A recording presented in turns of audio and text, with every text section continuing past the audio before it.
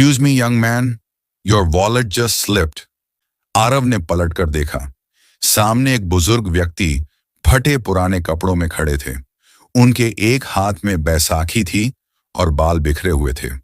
उनके हाथ में वही पर्स था जो अभी अभी आरव के हाथ से गिर गया था। आरव झुककर बोला, थैंक यू अंकल। बुजुर्ग मुस्कुराए बोले, you must be careful son. Sometimes people drop more than just their belongings. They drop pieces of themselves. उनकी आवाज में इतनी गहराई और इंग्लिश में इतनी शालीनता थी कि आरव कुछ क्षणों के लिए स्तब्ध रह गया। एक भिखारी और इतनी सुंदर इंग्लिश, वो सोचने लगा, मेरे ऑफिस का बॉस भी इतनी परफेक्ट इंग्लिश नहीं बोल पाता। आरव ने हिचकते हुए पूछा, अंकल, आप बहुत अच्छी इंग्लिश बोलते हैं। पहले क्या करते थे आप? बुजुर्ग हल्के से मुस्कुराए और बोले, my child, you don't have enough time to listen to my old worn out story. You'll miss your train. अब आरव के मन में और भी तूफान उठने लगा।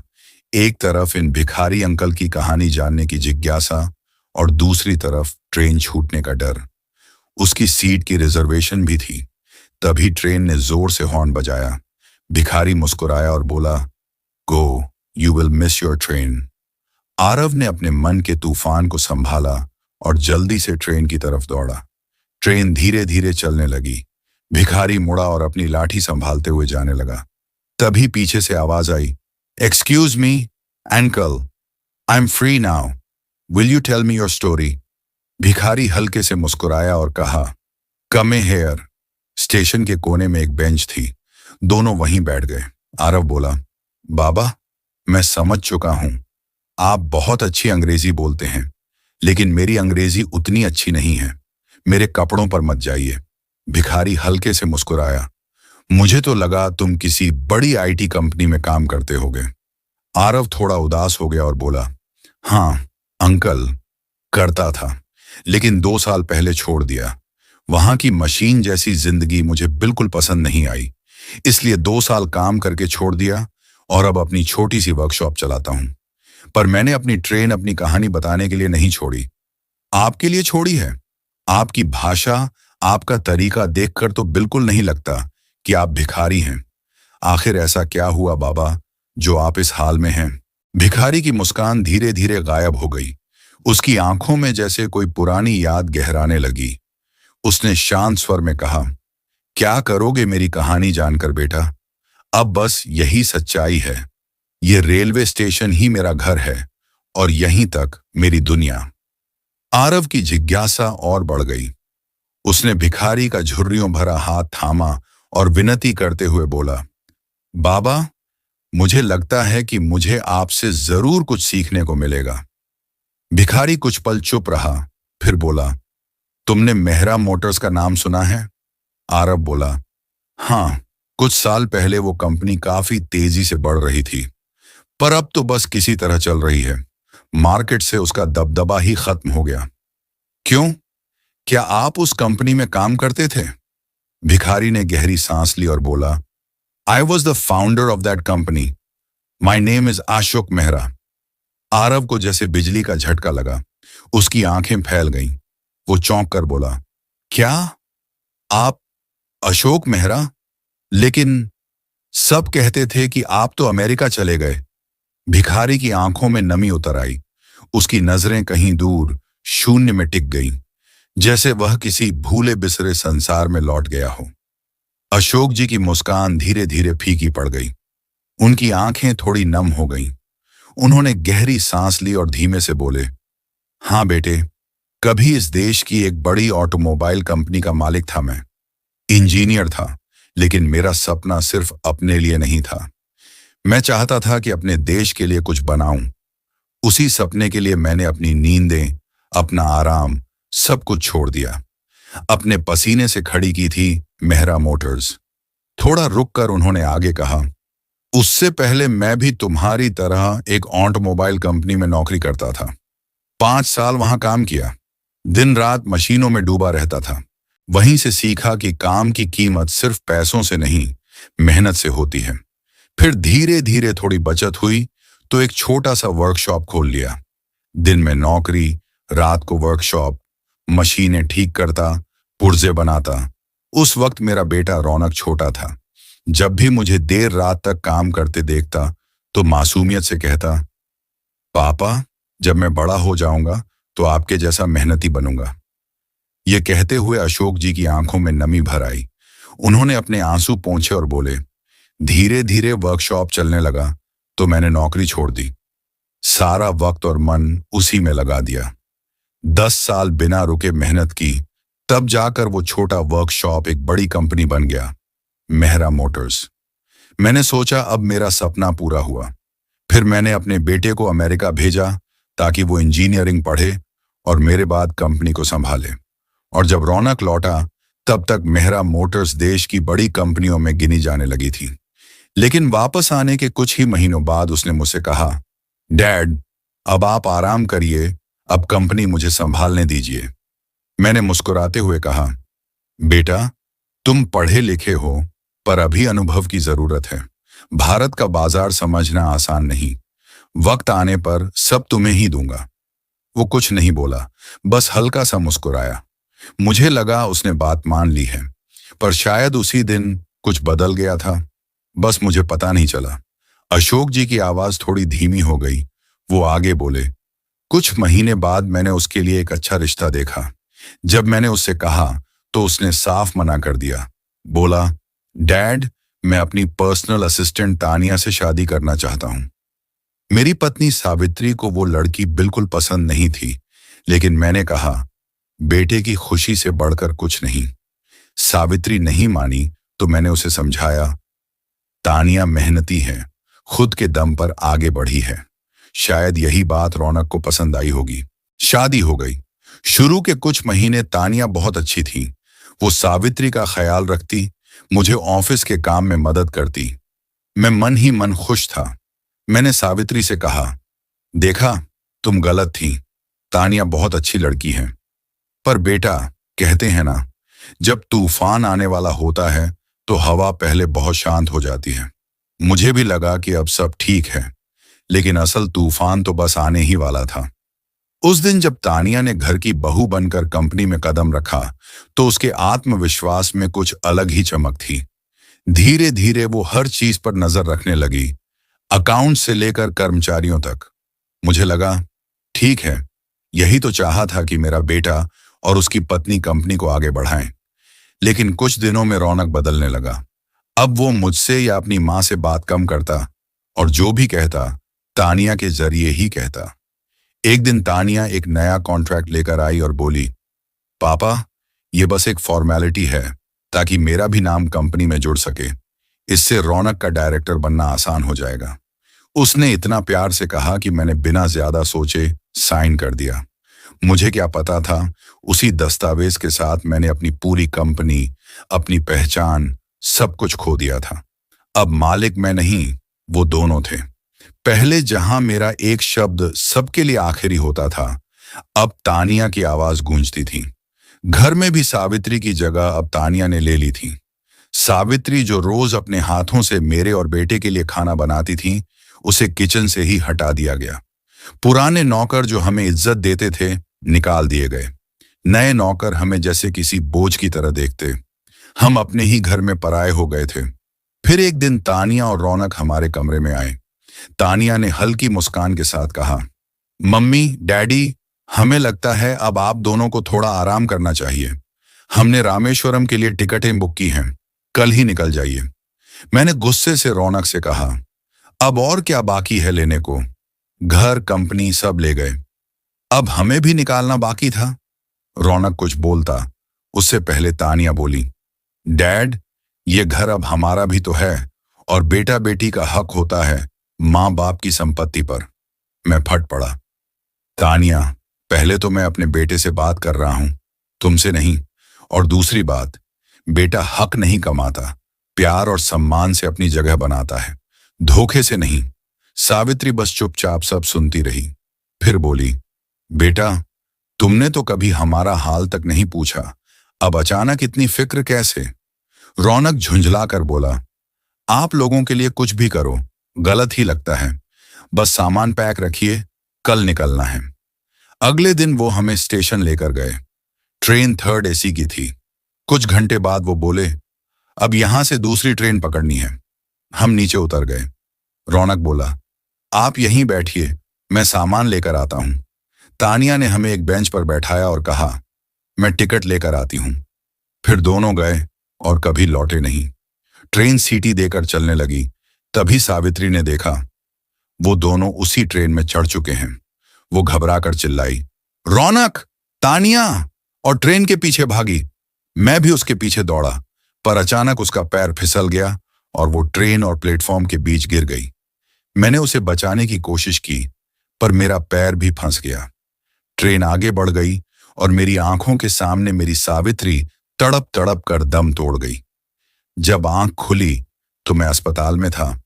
एक पैर कट चुका था और मेरी दुनिया खत्म हो चुकी थी।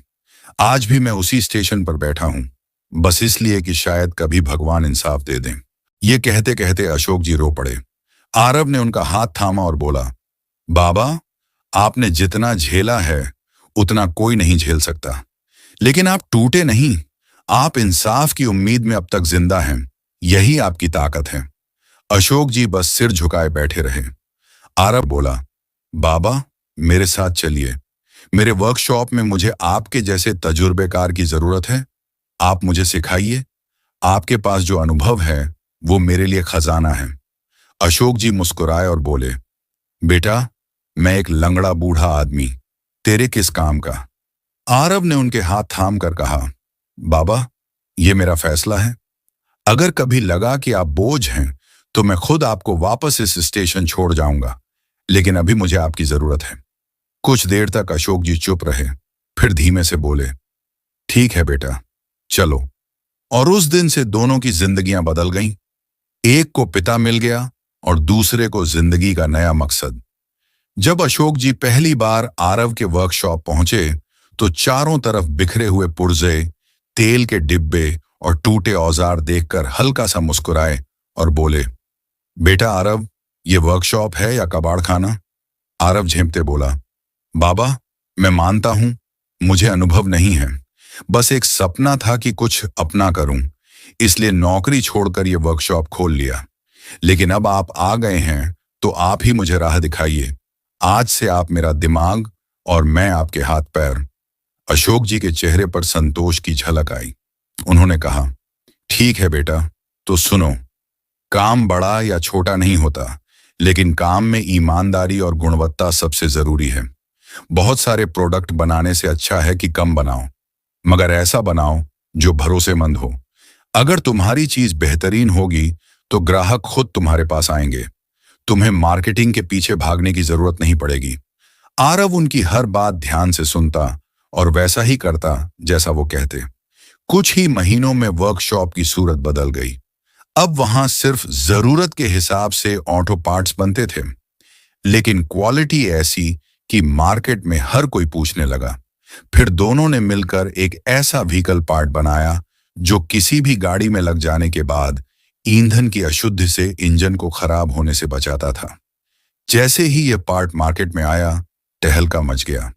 धीरे धीरे आरव और अशोक जी का नाम पूरे शहर में फैल गया। लेकिन अशोक जी ने देखा कि आरव अपने साथ काम करने वालों से थोड़ी दूरी बनाए रखता है। वो मालिक था, इसलिए हमेशा अपनी बात मनवाने की कोशिश करता। एक शाम जब सब कर्मचारी घर जा चुके थे, अशोक जी ने धीरे से कहा, आरव बेटा, तुम मेहनती हो, तुम्हारे अंदर सीखने की चाह भी है, लेकिन आरव ने तुरंत पूछा, लेकिन क्या बाबा? अशोक जी ने उसकी आंखों में देखकर कहा, लेकिन सिर्फ मेहनत और इच्छा से कोई बड़ा नहीं बनता। एक सच्चा नेता वही होता है जो अपने साथ काम करने वालों को परिवार की तरह समझे। बेटा, कभी यह मत सोचो कि तुम्हारे नीचे काम करने वाले लोग तुमसे कम जानते हैं। भारत में कई बार वो काम जो एक इंजीनियर 4 साल की पढ़ाई के बाद नहीं कर पाता, वही एक साधारण मैकेनिक 2 मिनट में कर देता है। इसलिए हर किसी से कुछ सीखने की कोशिश करो। अपने साथ काम करने वालों की सुनो, उनके दुख सुख में साथ दो। जब तुम उन्हें अपना मानोगे तो वो भी तुम्हारा साथ कभी नहीं छोड़ेंगे। इसी रिश्ते से बनती है एक कंपनी की असली नींव। आरव चुपचाप सुनता रहा, फिर बोला, आप सही कह रहे हैं बाबा, अब मैं सब बदल दूंगा। अगले ही दिन से उसने अपने व्यवहार में बदलाव लाया। अब वो अपने कर्मचारियों से सलाह लेता, उनके सुझाव सुनता और उनके साथ मिलकर काम करता। धीरे धीरे वर्कशॉप एक परिवार बन गया, जहां सब एक दूसरे की मदद करते, साथ हंसते और साथ बढ़ते। अब वो वर्कशॉप किसी कबाड़ खाने जैसा नहीं, बल्कि सपनों की वो जगह बन चुकी थी, जहां मेहनत, अनुभव और इंसानियत का मेल था। अब लोग उसके बनाए ऑटो पार्ट्स की तारीफ करने लगे, क्योंकि उनकी क्वालिटी बाजार में किसी से कम नहीं थी। मांग बढ़ी तो प्रोडक्शन भी बढ़ा, और देखते ही देखते कुछ ही सालों में आरव की कंपनी एक जानी मानी ऑटोमोबाइल कंपनी बन गई। 3 साल बाद आरव को सबसे तेजी से ग्रोथ करने वाले यंग बिजनेस आइकन का अवार्ड मिला। मंच पर खड़े होकर उसने वो अवार्ड उठाया, लेकिन खुद के पास नहीं रखा। सीधा जाकर अशोक जी को दे दिया और सबके सामने कहा, ये मेरे गुरु हैं, जिन्होंने मुझे सिखाया कि एक वर्कशॉप कैसे कंपनी बनती है और इंसान कैसे मालिक नहीं, परिवार बनाता है। हॉल तालियों की गूंज से भर उठा। अशोक जी की आंखें भीग गईं। उन्होंने कांपती आवाज में कहा, बेटा, इतना सम्मान तो मेरे अपने बेटे ने भी नहीं दिया। वो तो हर वक्त मुझसे आगे निकलने की होड़ में रहता था, लेकिन तुमने मुझे अपने ऊपर रखा है। तुम्हारा ये साफ दिल, तुम्हारी यह दरिया दिली तुम्हें बहुत ऊंचाइयों पर ले जाएगी। आरव ने बस सिर झुकाकर कहा, आपका आशीर्वाद चाहिए बाबा, बस इतना ही काफी है। उसी दिन आरव ने अपनी कंपनी का चेयरमैन अशोक जी को बना दिया और खुद डायरेक्टर के पद पर रहा। अब जब वो दोनों किसी बड़े डील के लिए जाते, तो लोग अशोक जी को सूट बूट में देखकर पहचान ही नहीं पाते कि उनके एक पैर में आर्टिफिशियल लेग है। समय बदल चुका था। अब वही अशोक जी, जो एक स्टेशन के कोने में बैसाखी के सहारे बैठे थे, लोगों के लिए प्रेरणा बन गए थे। एक दिन अचानक खबर आई, मेहरा ऑटोमोबाइल्स दिवालिया हो गई है, अब कंपनी नीलामी में जाएगी। ये सुनते ही अशोक जी का चेहरा उतर गया। वो चुपचाप खिड़की के बाहर देखने लगे। आरव ने पूछा, बाबा, आपको यह खबर बहुत बुरा लगा ना? अशोक जी ने भारी आवाज में कहा, बेटा, वो कंपनी सिर्फ ईंट और लोहे की नहीं थी। उसमें मेरी जवानी, मेरी मेहनत, मेरे सपने और मेरी सावित्री की दुआएं थीं। बिना किसी के सहयोग के, अपनी कमाई लगाकर, कितनी रातें जागकर मैंने उसे खड़ा किया था। कभी सोचा भी नहीं था कि एक दिन उसी कंपनी का दिवालिया होने का ऐलान सुनूंगा। उनकी आंखों से आंसू गिर पड़े। आरव ने उनके कंधे पर हाथ रखा और दृढ़ स्वर में कहा, बाबा, वो कंपनी अब आपकी है और मैं उसे फिर से खड़ा करूंगा। अशोक जी ने पीछे मुड़कर कहा, बेटा, वो कंपनी अब डूब चुकी है, उसमें पैसा लगाना समझदारी नहीं होगी। आरव मुस्कुराया, बाबा, वो कंपनी भले डूब गई हो, लेकिन उसकी आत्मा जिंदा है, और वो आत्मा आप हैं। आप पारस हैं, जो लोहे को भी सोना बना देते हैं। अगले दिन मेहरा ऑटोमोबाइल्स की नीलामी थी। वहां बड़े बड़े उद्योगपति पहुंचे थे, लेकिन आखिर में सबसे ऊंची बोली आरव ने लगाई, और मेहरा ऑटोमोबाइल्स अब उसकी हो चुकी थी। नीलामी के बाद जब दस्तावेजों की आखिरी फाइल रौनक के पास पहुंची साइन करने के लिए, तो वो कागजों को देखकर कुछ पल खामोश रह गया। सामने उसी कंपनी का नाम लिखा था, जिसे उसने कभी अपने पिता से धोखे में छीना था, और आज वही कंपनी उसके सामने थी, लेकिन अब मालिक उसके पिता के शिष्य आरव थे। रौनक ने जब नीलामी के कागजों पर नजर डाली, तो उसकी आंखें ठहर गईं। कंपनी को खरीदने वाली कंपनी का नाम था अशोका एंड कंपनीज। उसने पन्ने पलटे और चेयरमैन के नाम पर नजर गई, अशोक मेहरा। ये नाम देखते ही उसका दिल जैसे थम गया। उसने कांपते हाथों से दस्तावेज उठाए और उस पर बने हस्ताक्षर को देखा। वही परिचित हस्ताक्षर, वही लिखावट। उसकी आंखें फटी की फटी रह गईं। फाइल उसके हाथ से गिरते गिरते बची और वह घबराहट में भागता हुआ अशोका एंड कंपनीज के ऑफिस पहुंच गया। ऑफिस बहुत बड़ा और शानदार था। शीशे की दीवारें, बिजनेस सूट में घूमते कर्मचारी, हर तरफ सफलता की चमक। रौनक ने रिसेप्शन पर जाकर पूछा, चेयरमैन का केबिन कहाँ है? रिसेप्शनिस्ट ने मुस्कुराकर कहा, सर अभी एक मीटिंग में हैं, आपको 1 घंटा इंतजार करना होगा। वह 1 घंटा रौनक के लिए जैसे सदियों जितना लंबा था। उसका दिल जोर जोर से धड़क रहा था। हर मिनट में उसे वही हस्ताक्षर याद आ रहे थे। आखिरकार जब उसे अंदर जाने की अनुमति मिली तो वह धीरे धीरे केबिन के दरवाजे की तरफ बढ़ा। सामने एक शानदार कुर्सी थी जो पीछे की ओर मुड़ी हुई थी। जैसे ही कुर्सी घूमी, रौनक की आंखें फैल गईं। सामने वही चेहरा था, उसके पिता अशोक जी। वही गंभीर निगाहें, मगर अब उनमें कोई अपनापन नहीं था। रौनक की आंखों से आंसू छलक पड़े और उसके होंठ कांपे। डैड, अशोक जी ने फोन रखते हुए ठंडे स्वर में कहा। Yes gentleman, what do you want from me? Raunak सिसकते हुए बोला। डैड, मैं अपने की पर बहुत शर्मिंदा हूं। बस एक बार माफ कर दीजिए। अशोक जी की आंखों में ठंडापन उतर आया।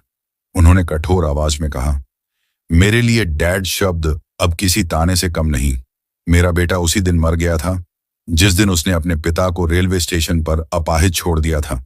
उसकी वजह से मेरी पत्नी मेरी आंखों के सामने तड़प तड़प कर मर गई।